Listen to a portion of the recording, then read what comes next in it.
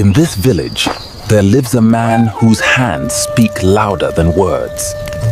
They call him AGBÁBÍAKÀÁ.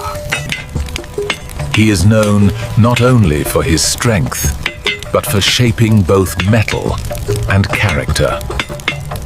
From sunrise to sunset, he shapes metal and teaches the ways of courage, patience, and honor. Even the strongest steel must rest in the fire. So too must a young heart learn before it strikes.